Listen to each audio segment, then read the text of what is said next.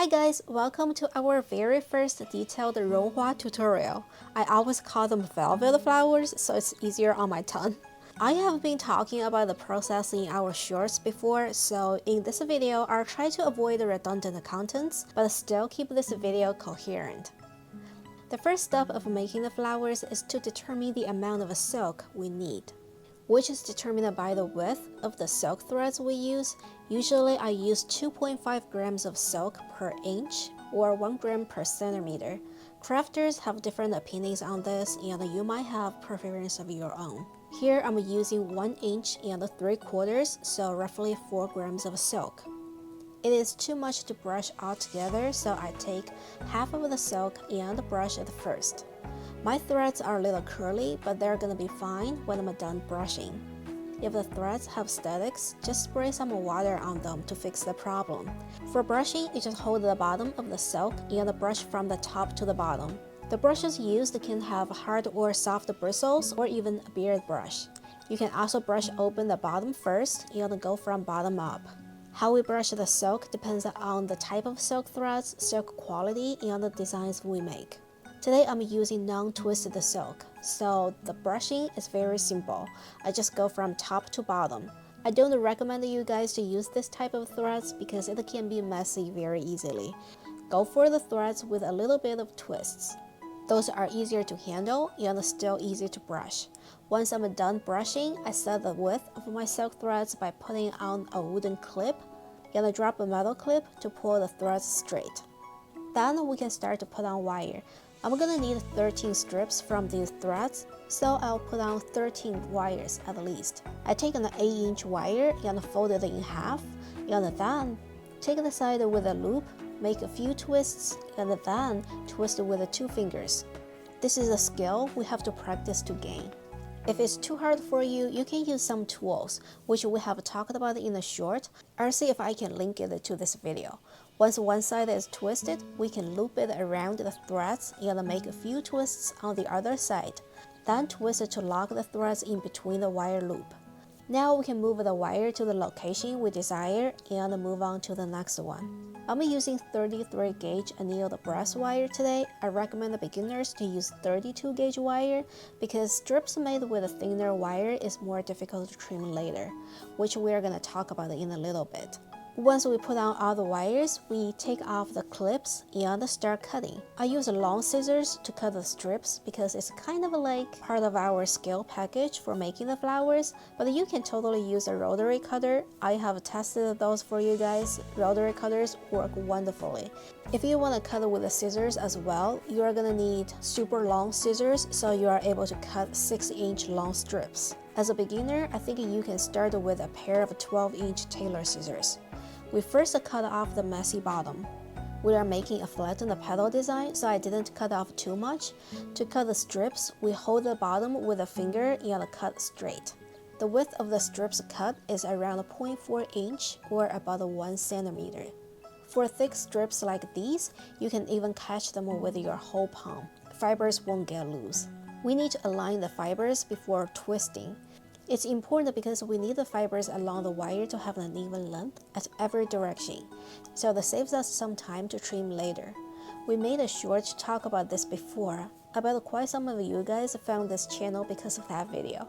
But remember, it's not the end of the world if we don't align the fibers perfectly well. We'll be able to fix the majority of those later. I always use 2 pieces of wood to tighten the twists to make the strips final, but you can also use an electric eraser to do the trick. The wood method is the traditional way.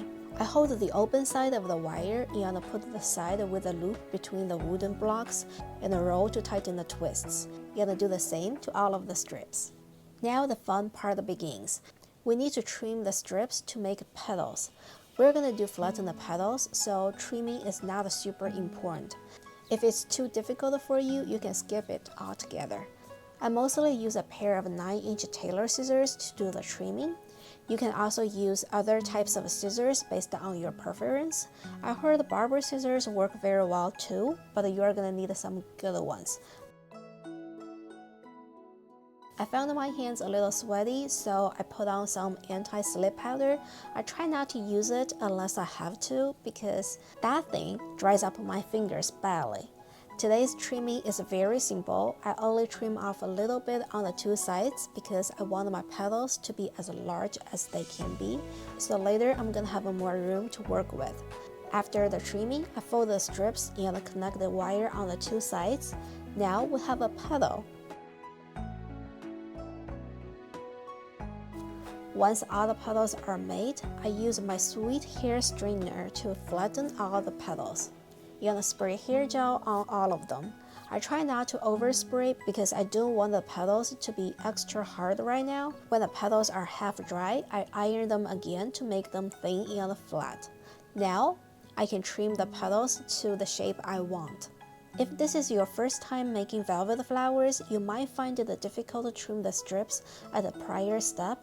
Now you have a second chance to make perfect petals, even if you made bad strips. That is why flattened petal designs are very forgiving and beginner friendly. After all the petals are trimmed, I curve them a little by ironing them again, so they look more like petals. Actually, you can combine them and form flowers now, but we're gonna do a little bit more today.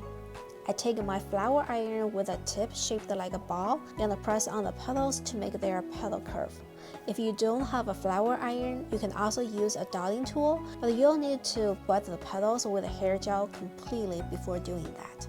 Once all the petals are ironed, I spray them with a hair gel heavily so they're completely set. I'm gonna add some small flowers to this design, so I take some purple threads and made the petals the same way. But I don't flower iron them and I just curve them a little with a hair straightener.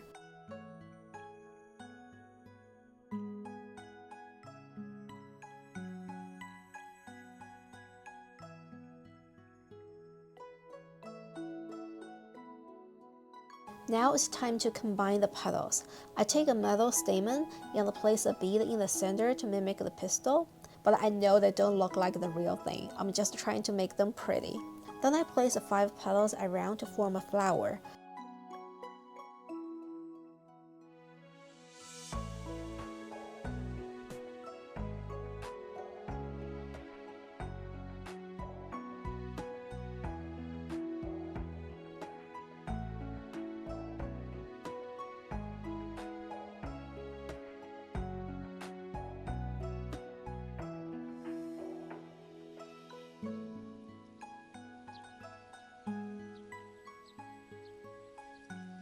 For the small flowers, I use my magical wire twisting machine to make stamens like these.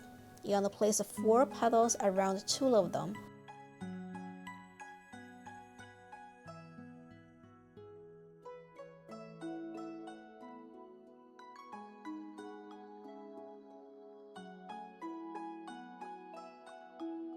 However, after everything is done, I realized that the purple I used was too dark, so I switched it to a lighter purple. I think the velvet flower design is pretty forgiving because we make flowers first, which is the most time-consuming part. And then we combine flowers with floss, no glue involved. So if we are not happy with the combination of the flowers, we just separate the flowers and redo it. I made 3 different colors of this design so you know how they look like in different colors and have some inspiration. I hope you found this video helpful, and if you have any questions, please leave them in the comment section and I'll try to answer all of them. So this is the end of this video. I'll see you in the next one.